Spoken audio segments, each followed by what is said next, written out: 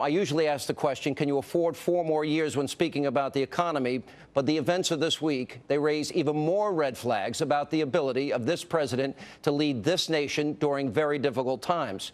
Here with more on all of this, Fox News contributor, former Alaska Governor Sarah Palin. Governor, welcome back to the program.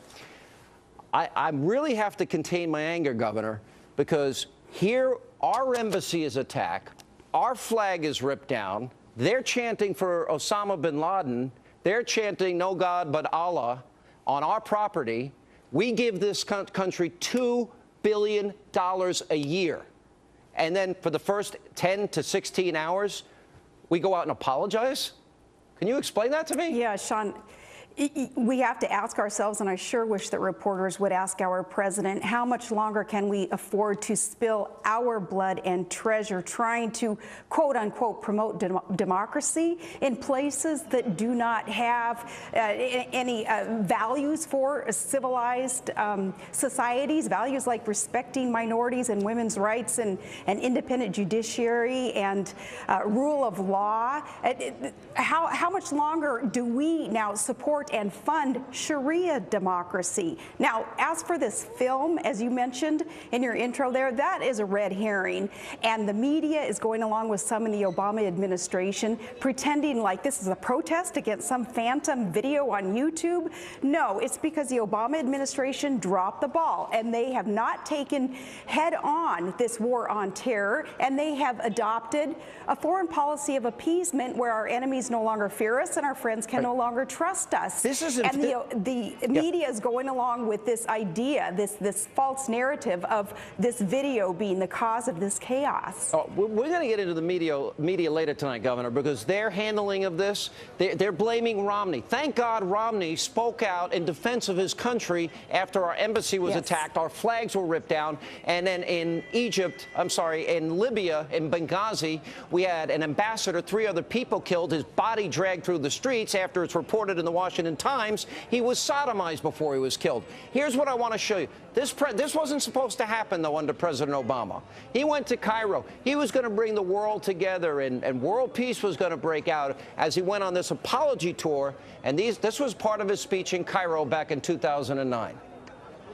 I'm grateful for your hospitality and the hospitality of the people of Egypt. And I'm also proud to carry with me the goodwill of the American people and a greeting of peace from Muslim communities in my country. Assalamu alaikum. I've come here to Cairo to seek a new beginning between the United States and Muslims around the world. That is what I will try to do today, to speak the truth as best I can, humbled by the task before us and firm in my belief that the interests we share as human beings are far more powerful than the forces that drive us apart. America respects the right of all peaceful and law-abiding voices to be heard around the world, even if we disagree with them.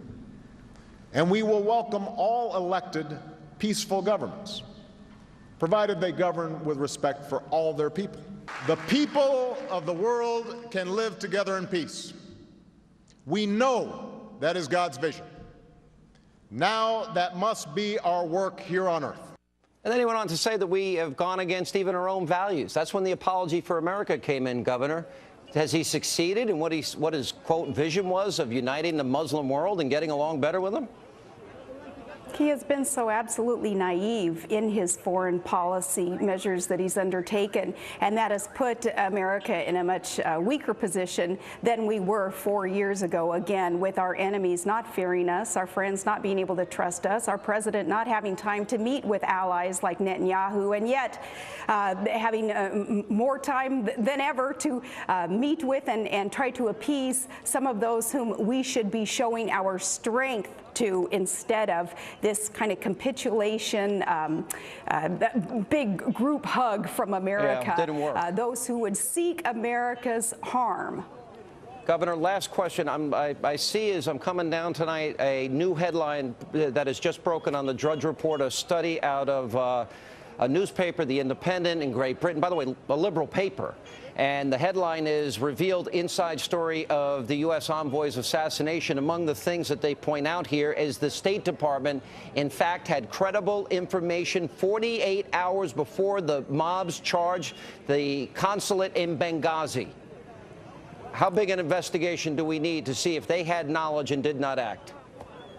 Exactly. That's what I mean by the Obama administration dropping the ball. If they had these 48 hours to be prepared, they knew that the anniversary of 9/11 is a quite volatile time.